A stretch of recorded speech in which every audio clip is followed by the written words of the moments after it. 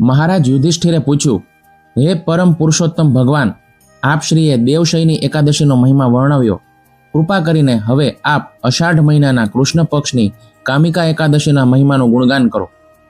પરમ ભગવાન શ્રી કૃષ્ણએ ઉત્તર આપ્યો, હે રાજન, આ પવિત્ર વ્રતના પાલનથી તથા શુભ પ્રભાવો વિશે ધ્યાનપૂર્વક શ્રવણ કરો. પૂર્વકાળમાં નારદ મુનિએ બ્રહ્માંડના સ્રષ્ટા બ્રહ્માજી સમક્ષ આ વિષય અંગે જિજ્ઞાસા વ્યક્ત કરી હતી. ત્યારે બ્રહ્માજીએ કહ્યું હતું, હે પ્રિય પુત્ર નારદ, લોક કલ્યાણ અર્થે હું તારી આ જિજ્ઞાસા અવશ્ય શાંત કરીશ. અષાઢ મહિનાના કૃષ્ણ પક્ષમાં આવતી કામિકા એકાદશીના મહિમાના માત્ર શ્રવણથી જ અશ્વમેઘ યજ્ઞ સમાન પુણ્ય પ્રાપ્ત થાય છે. જે મનુષ્ય શંખ, ચક્ર, ગદા અને પદ્મધારી ભગવાન વિષ્ણુની આરાધના કરે છે તેને કાશીમાં સ્નાન કરવાથી મળતા ફળ કરતાં પણ ક્યાંય વધારે પુણ્ય ફળ પ્રાપ્ત થાય છે. કામિકા એકાદશીનું પાલન કરનારને હિમાલયમાં ભગવાન કેદારનાથના દર્શન કરવાથી અથવા વન અને સાગર સહિત સમગ્ર પૃથ્વીનું દાન કરવાથી મળતા ફળ કરતાં પણ અધિક મહાન ફળ મળે છે. આ વ્રતનું પાલન કરવાથી વાછરડા અને ઘાસચારા સહિત દૂધ આપતી ગાયોના દાન સમાન પુણ્ય પ્રાપ્ત થાય છે.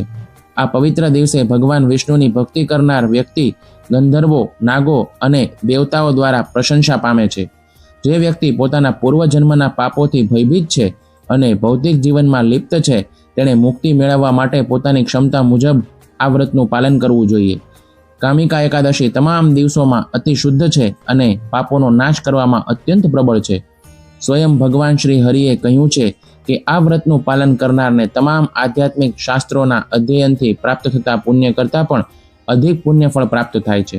જે વ્યક્તિ આ વિશેષ દિવસે ઉપવાસ કરીને સંપૂર્ણ રાત્રિ જાગરણ કરે છે તેને ક્યારેય યમરાજના ક્રોધનો સામનો કરવો પડતો નથી અને પૂર્વજન્મના ચક્રમાંથી મુક્ત થઈ જાય છે. પૂર્વકાળમાં જે યોગીઓએ આ દિવસે વ્રતનું પાલન કર્યું હતું તેઓ દિવ્ય આધ્યાત્મિક લોક તરફ પ્રસ્થાન કરી ગયા. ભગવાન શ્રી હરિની તુલસી પત્રથી પૂજા કરનાર વ્યક્તિ એ જ રીતે પાપ મુક્ત રહે છે જે રીતે કમળનું પત્ર જળના સ્પર્શથી અલિપ્ત રહે છે. ભગવાન કેશવને એક તુલસી પત્ર અર્પિત કરવાથી 200 ગ્રામ સોનું અથવા 800 ગ્રામ ચાંદી દાન કરવા સમાન પુણ્ય ફળ પ્રાપ્ત થાય છે. નવી અંકુરિત તુલસી મંજરી અર્પિત કરનાર વ્યક્તિ પૂર્વ જન્મો તેમજ વર્તમાન જન્મના તમામ પાપોમાંથી મુક્ત થઈ જાય છે. કામિકા એકાદશી પર તુલસીના દર્શન માત્રથી સમસ્ત પાપોમાંથી નિવૃત્તિ મળે છે તથા તેમના સ્પર્શ અને પ્રાર્થનાથી સમસ્ત વ્યાધિઓ દૂર થાય છે.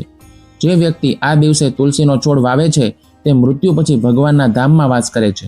શ્રીમતી તુલસી દેવીને નિત્ય ઘીનો દીપક અર્પિત કરનાર વ્યક્તિના પુણ્યફળોની ગણતરી કરવામાં યમરાજના સચિવ ચિત્રગુપ્ત પણ અસમર્થ રહે છે.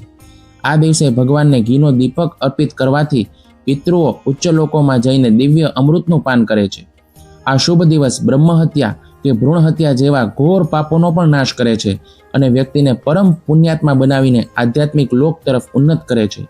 જો કોઈ વ્યક્તિ વ્રત પાલન કરવામાં અસમર્થ હોય પરંતુ શ્રદ્ધાપૂર્વક આ એકાદશીના મહિમાનું શ્રવણ પણ કરે છે તો તે પોતાના પાપોમાંથી મુક્ત થઈને વંશજોની સાથે ઉચ્ચ સ્વર્ગીય લોક અથવા તો વિષ્ણુધામ પ્રાપ્ત કરે છે.